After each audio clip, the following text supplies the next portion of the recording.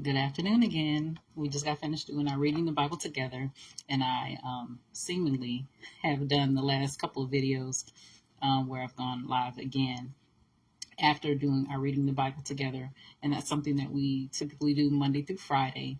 I initially started this reading the Bible together a couple of years ago. Can't believe it's been that long. And in the beginning, I tried to have a set time, but I found that was not working that well. So I was like, long as I got it in sometime during the day before evening came, I wanted to make sure I got the reading in. So I would typically do that.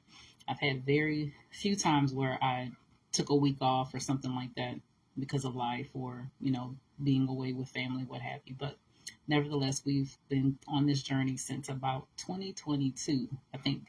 And for those that don't know, I just started a YouTube channel where I transferred a lot of the videos that I've been doing over the last couple of years on my personal Facebook page, on this Facebook business page, author page, as well as my TikTok page, all my shorts and reels and whatnot. And I'm just trying to transfer all that over to that page, to that channel, and then begin to add new videos there as well.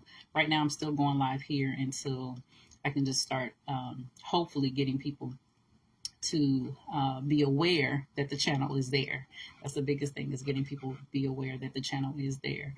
And it's under Maisha Marie Langry for now. I guess I can change it later. I don't know. But that's what it's under now.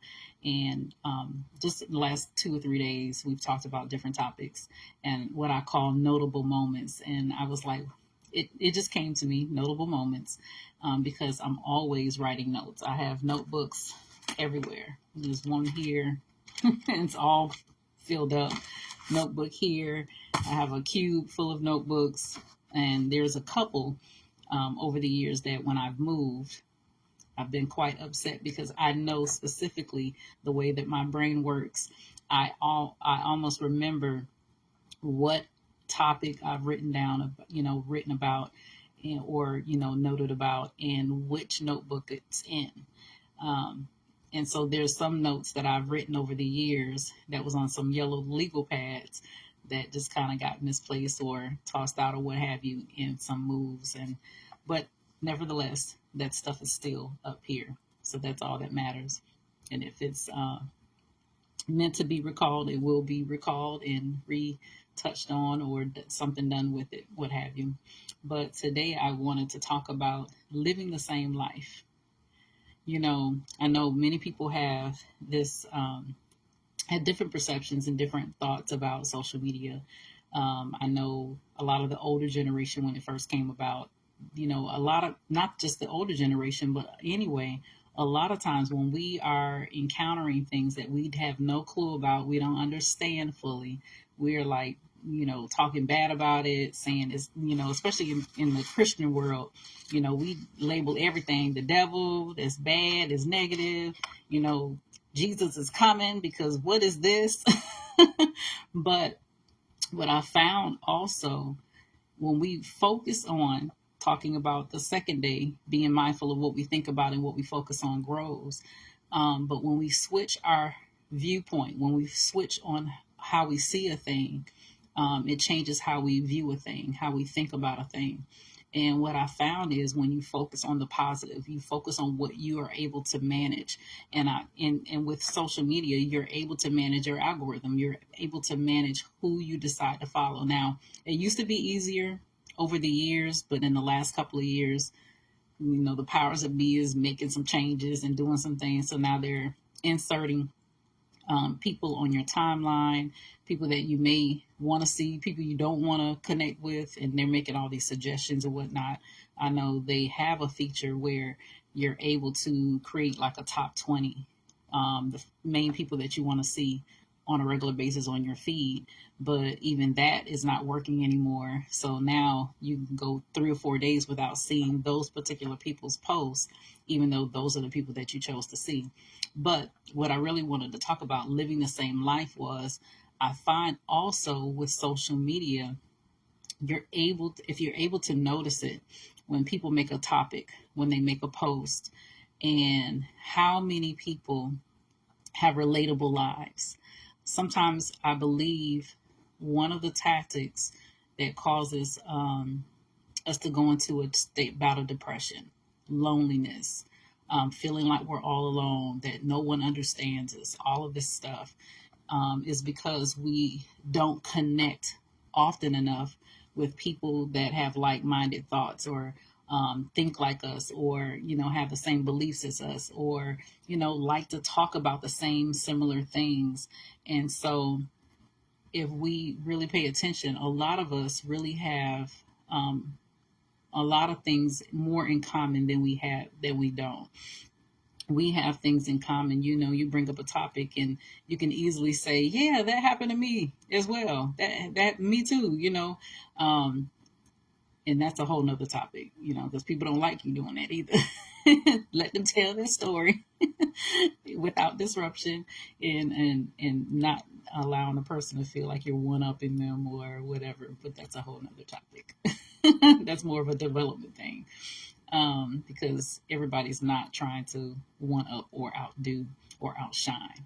But anyway, but what I love is that when we are able to relate to one another, when we're able to connect on just some basic levels, sharing stories about our family, sharing stories about our upbringing, sharing stories about our challenges and all of these things, we find that we're able to connect and have more of a compassion for those within our, community, those that we don't even know. We don't have to wait until something tragic happens for us to come together. We don't have to wait until something tragic happens for us to finally open our eyes and be able to see one another, and relate to one another, and have a compassion and empathy for one another. We don't have to wait for those moments, but just understand that we have more in common than we think. We have more in common than we think. Even the scriptures talks about, if what does it say? Something about, for some reason it left me, but there's more for you than against you. There's more for you than against you. And so I just love the fact that if we really change the way we see things and change the way we think about social media, I love the way that even with TikTok, how you are able to communicate with someone clear across the world. There's no distance that's too far for us to be able to reach a person in another state, in another country, and actually build an actual relationship. I know, again, when we are not comfortable with things that we don't understand, and we only view or only think about what the worst that can happen, when we only can think about the bad things that can happen, it makes it more challenging. And honestly, when we think like that, that's all we're going to see. That's all that's going to be presented to us. So again, going back to being a person that's have optimism, you can be realistic about the thing. Optimism doesn't negate the realism of life, but you choose to think about the best. You choose to focus on the best, and that's a lot of times what will show up for you, what will show up in your life. The same way you can curate your algorithm is the same way you can do for your life. The same way you can choose your friends, the same way you can choose who you do business with, the same way you choose who your customers are, the same way you choose who you decide to spend the rest of your life with in marriage. We have a choice in the matter. When God gave us dominion, that means he has given us the ability and the capability to make decisions and choices that can navigate and guide our lives in such a way that we desire. But yeah, I just love, again, how much it feels like we're living the same life sometimes, when we're able to connect and just have similar conversations, and say, yeah, how is it that we're living the same life? Or when we look at the way that men and women are, children are, development wise, when you look at or talk about just the innate things that God put in us, there's a generalization across the board of how women are, how men are, how children are, at what age, at development points and all of this stuff. It's all the same in different vessels. It's all the same in different vessels. So yeah, I just wanted to come and chat about that. I love how it feels like sometimes we are living the same life, just in different vessels, different families. But when we sit down and have conversations, we have more in common than we realize. Oh, that was the scripture. I don't know why I forgot that. If God be for you, who can be against you? That was it. I was gonna come back to it. Sometimes I get to talking and forget. As much as we read it, it doesn't mean it's always gonna come out like that. But anyway, if God be for you, who can be against you? But yeah, so we are living the same life, but we're able through that to be able to have more compassion for one another, be able to love one another. It puts us in a position where we will not be so quick to want to harm one another and do wrong to one another. But again, only if our minds is set like that. If we intentionally set our minds to think like that, to see another human as the image of God, as the image of God. It doesn't mean as a believer, oh, they ain't saved or however we say.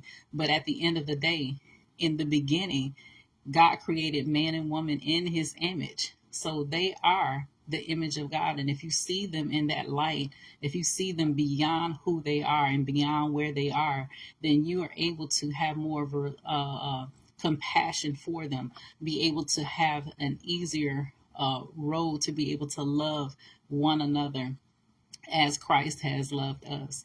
But yeah, so that's all I wanted to share. That if we think about it, we're pretty much living similar lives. You guys take care. God bless, and until next time.